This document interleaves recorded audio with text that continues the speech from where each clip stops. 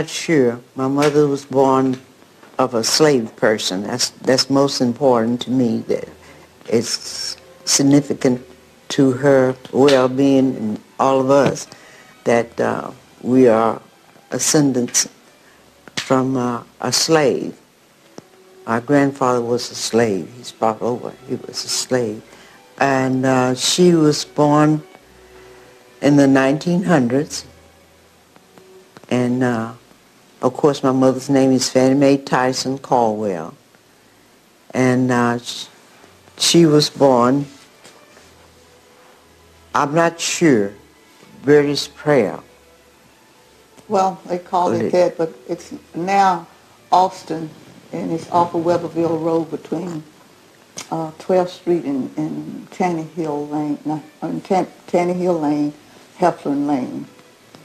Okay. Mm-hmm. Before you get to Bluestein, going east, but it's so. But at that time, that was not in the city; it was in the country. It was a country. It was a community outside the city. Did your mother ever talk about her parents, like if they were?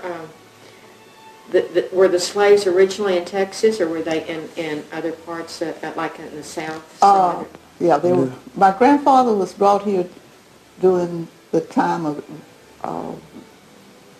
the Civil War, when people were coming from the South trying to come to Texas to keep from being involved in the war, and he was brought here then. That's when, and he was separated from his parents. He was young, about 6 years old at that time. And then another family took him in? Yes. He stayed there. At the end of slavery, I think he was about 12 years old, somewhere like that, very young. He lived with another family. My grandmother said that he always had to wait to eat until, because, they didn't have much food. And he had to eat whatever was left after the family ate, and which usually turned out to be, he called it pot liquor. It was the juice from the vegetables, and he poured over the cornbread. And that's what he survived from. And he stayed with them, I think, until he was about 12. And then he just went out on his own and started working and taking care of himself. He was in Sugar Land. He worked in the sugar mills.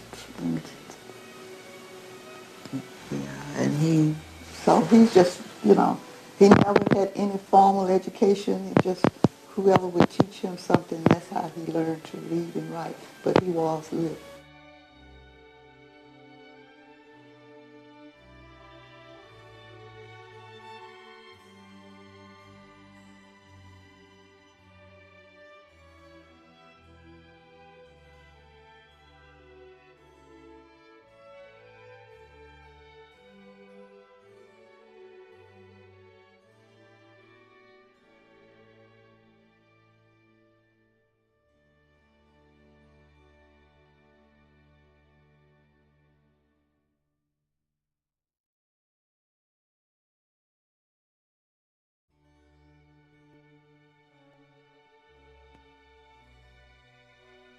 We want you to go ahead and say your full name and when you were born and where you were born.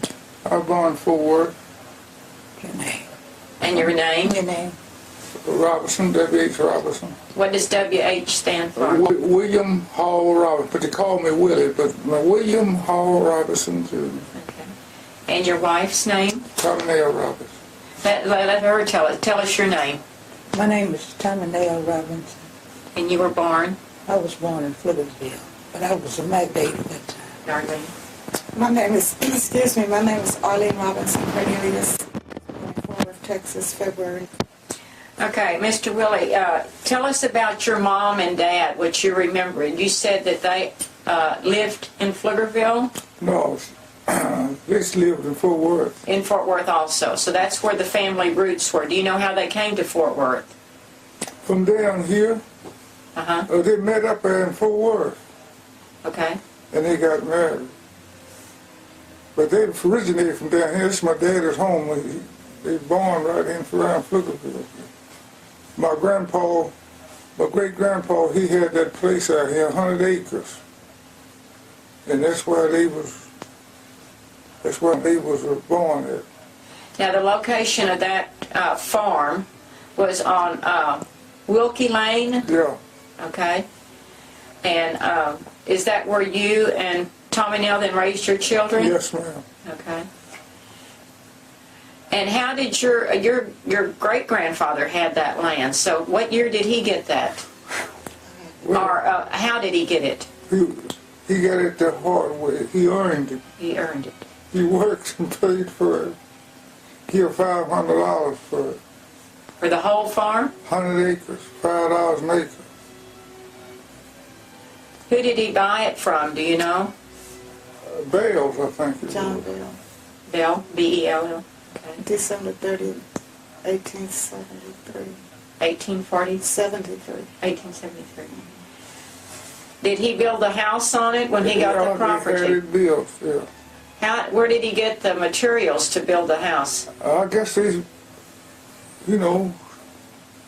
whatever they got them then, but they got it built. They What? bought the chimneys.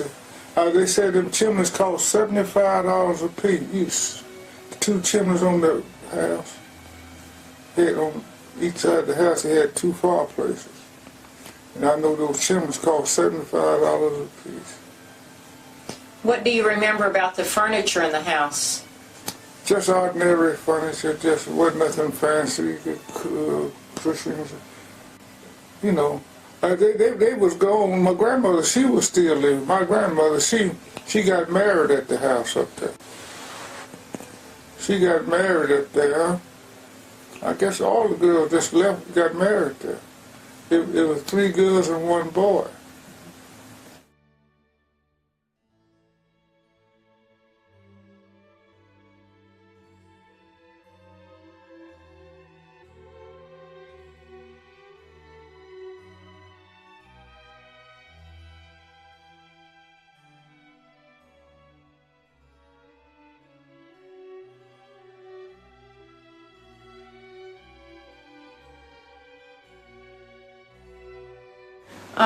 Where are your parents buried? Are they in this area or are they back? Well, my mother is buried up there in Pflugerville. Up at the Santa Maria Yeah. Cemetery? Next door to, next to the And my cemetery. daddy, Okay, it's behind or Yeah, beside? St. Okay. Mary's he Cemetery. buried in Fort Worth, my daddy. And what about yours, Tommie? Where are your parents buried? I think it was there. Up at the same place? Uh-huh. Okay. My great-grandmother's buried up there. My grandmother's buried up there. My great-great-grandmother and great-great-grandfather are buried up on the homestead at Meister and Heatherwell. There's a cemetery there? It's not a cemetery, but back in those days you could be They buried buried on a farm. Grandpa up there. Is there a tombstone to mark it now? Mhm. And It's does it always have their been name there. on it? It's faded out pretty much, but it's still there unless they've torn it up with construction. But it's But Oh, they don't got need to do that. Oh, they ain't told But it would that. be, okay, where Heather Wild and Meister come together? Yeah. On which, On across this from the side, Meister house? It's on this side. going north on Heatherwell. It would be on your left-hand side.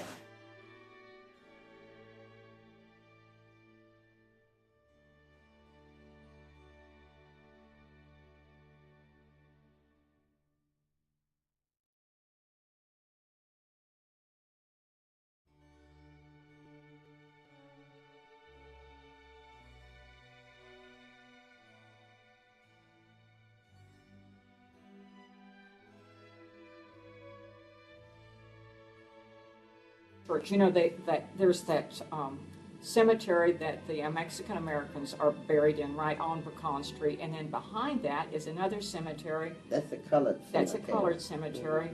And then there was a sign that says Russell's Place. What do you know about that cemetery? Did you ever go to a funeral there?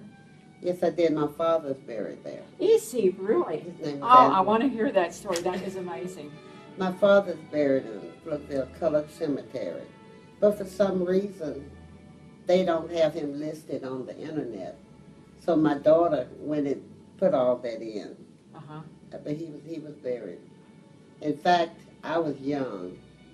And to this day, I regret that I didn't know about putting a headstone or something on his grave and So there is no headstone there? He's unmarked grave, because I was so young, you know, I didn't know anything about it. Okay, can you tell me what his name was? Andrew Andrew? Brooks. Andrew Brooks. Mhm. Okay. And if you went there, could you identify the area you think it could Oh, be? yeah, I can identify approximately where he is. And the Russells and the Robinsons and the Caldwells all know that my dad is buried there. Do they acknowledge that? Yeah, if Okay. you would ask them, they would tell you. Okay, okay. Because I know that there is an effort right now in the community, you know, to restore that. Right. And the main, well, I don't want an unchecked opinion, but certainly important historically is that all of the burial sites or graves are identified properly and marked, so people know what they see. I just wish my daughter has gone to Pflugerville Chamber of Commerce. She has done everything in the world to try to find where my dad's grave is. But the problem being, the elderly black man knew where everybody's grave was. He's gone. But all of them's dead. Okay. And apparently they didn't keep a record. Okay. Now, Bertha Jean Russell told me that she had a record of the Okay. somewhere. Is she still alive? She's alive, but she's elderly, Okay. and I've tried to get her to see if she Okay, can so, find it. well, we can do this after the interview, but if we can get a phone number through your friend here, that we can contact the Russell family that's still alive and see if they I'll have that try to see if I document. can get her. Because that would be important to In fact, do. Bertha Jean still lives there in the house. Yeah. Right there. See, when we did our first book, we met with Betty Dixon, who was Betty Caldwell. Betty Jo. Betty Yes. Jo. And she was a wonderful lady, and she and her sister, Dorothy. Dorothy Jean.